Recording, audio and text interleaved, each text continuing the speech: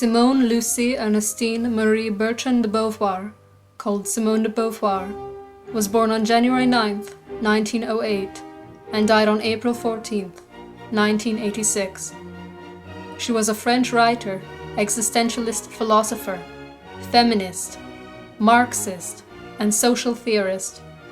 She wrote novels, monographs on philosophy, politics, and social issues, essays, biographies, and an autobiography in several volumes. She is now best known for her metaphysical novels, including She Came to Stay and The Mandarins, and for her 1949 treatise, The Second Sex, a detailed analysis of women's oppression and a foundational tract of contemporary feminism. She is also noted for her lifelong polyamorous relationship with Jean-Paul Sartre. Simone de Beauvoir was the oldest daughter of Georges Bertrand de Beauvoir, a one-time lawyer and amateur actor, and Françoise Brasseur, a young woman from Verdun. For her father's father, Ernest Narcisse, Marie, for the Virgin Mary, Bertrand de Beauvoir. She was taught as a child to give her name as simply Simone de Beauvoir. She was an attractive but spoiled child who had tantrums to get her way and who was the center of attention in her family.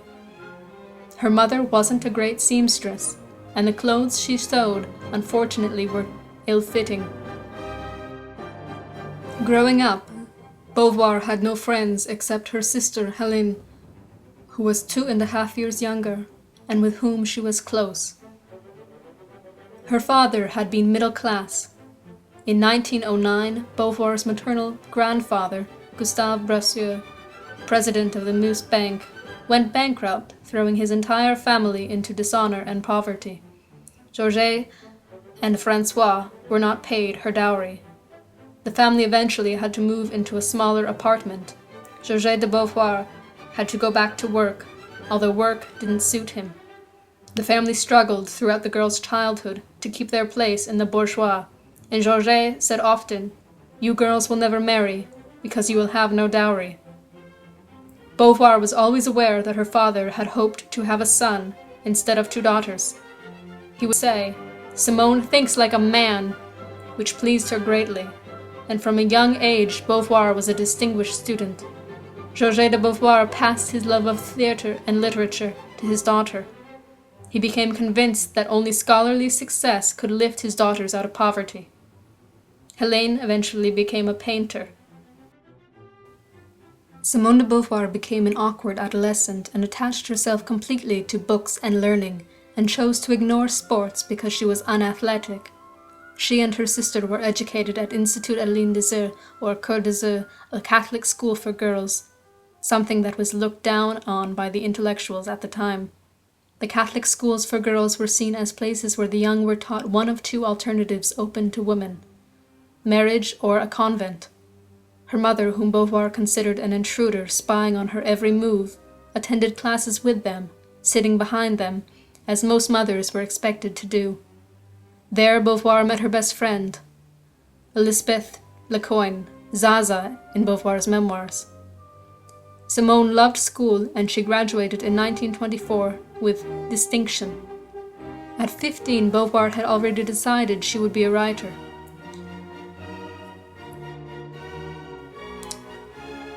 Jacques Champagnier became her intellectual mentor and friend, one whom her mother had hoped she would marry. After passing the baccalaureate exams in mathematics and philosophy, she studied mathematics at Institut Catholique and literature languages at Institut Sainte-Marie, then philosophy at the University of Paris, Sorbonne. In 1929, while at the Sorbonne, Beauvoir gave a presentation on Leibniz. There she met many other young intellectuals, including Maurice Merleau-Ponty, René Mahieu, and Jean-Paul Sartre. While at the Sorbonne, Mahieu gave Beauvoir her lifelong nickname, Castor, the French word for beaver, given to her because of the animal's strong work ethic.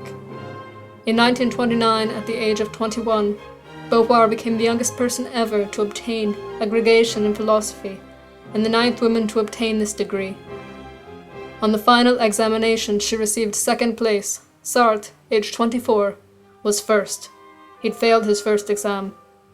The jury for the aggregation argued over whether to give Sartre or Beauvoir first place in the competition. In the end, they awarded it to Sartre, whose private life came to be admired nearly as much as her work, chose to never marry, and did not set up a joint household with Sartre. She never had children. This gave her time to earn an advanced academic degree, to join political causes, and to travel, write, teach, and to have, male and female, the latter often shared, lovers.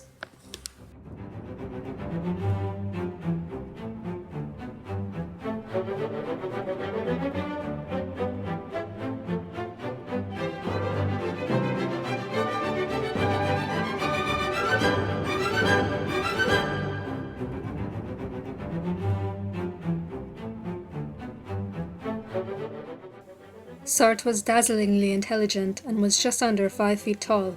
Beauvoir was an inch taller. He allowed Beauvoir to talk about herself. During October 1929, the two became a couple. Sartre asked her to marry him at least 4 times. One day, while they were sitting on a bench outside the Louvre, he said, "Let's sign a 2-year lease." Near the end of her life, Beauvoir said, "Marriage was impossible. I had no dowry." So they became an imaginary married couple, and for more than 50 years, continually renewed their pact made in 1929.